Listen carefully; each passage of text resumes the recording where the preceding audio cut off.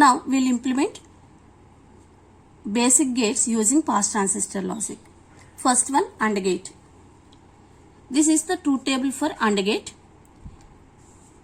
So AND gate produces one output when both the inputs are 1 and 0 in all the remaining cases. From this, write the equations. First of all, when B equal to 0, what is the output? Output remains in 0. Next, when B equal to 1, the output is different. The first case, if A equal to 0, Y is 0. A is 1, Y is 1. That means output is same as the input A. So, Y equal to A. Let us implement this. First equation. B equal to 0. Okay. So, 0. This can be written as complemented form. So, B bar. Here the input is B bar. That means when B equal to 0, this B bar become 1. This transistor will turn on. And the input will be forwarded to the output. So here the output is 0. That means the input is 0.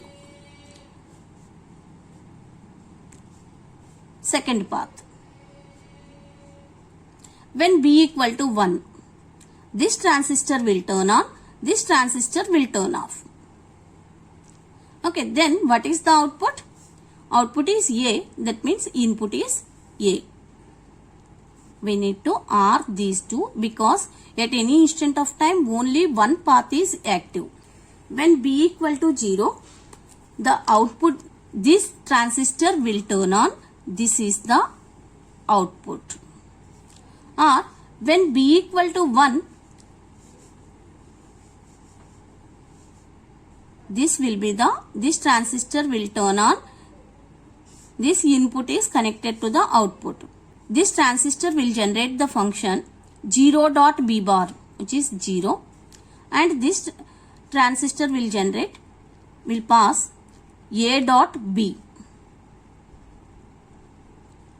Here the function is 0 plus A dot B, which is A dot B. Next, OR gate. This is the truth table of OR gate.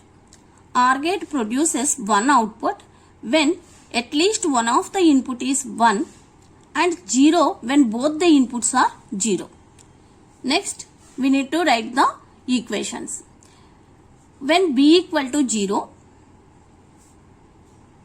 let us check the output. Output is 0 when A equal to 0. And the output is 1 when A is 1. That means here the output is same as its input A. So we can write it as Y equal to A. And the second condition, when B is equal to 1, check the output. Here it is 1, here also 1. So output is a constant 1. So Y is equal to 1. We can implement these two equations. First one, B equal to 0, Y is A. B equal to 0, we can draw this with the input B bar. B bar. When B equal to 0, this transistor will be active and it passes A to the output. And when B equal to 1, this transistor will turn on and it passes 1 to the output. Now, what is the logic function generated by these two? First one, 1 dot B, which is equal to B, A dot B bar, which is equal to A dot B bar. Now, the output is R of these two, A B bar plus B, which is equal to A plus B. This is the implementation of OR gate using pass transistor logic. And the next one, design of NOT gate. Here we have only one input. Okay. So, Now let us take A as the control input. So what is the equations here? When A equal to 0, what is Y? A equal to 0, Y is 1. When A equal to 1, output Y equal to 0, these two. Now we'll implement this.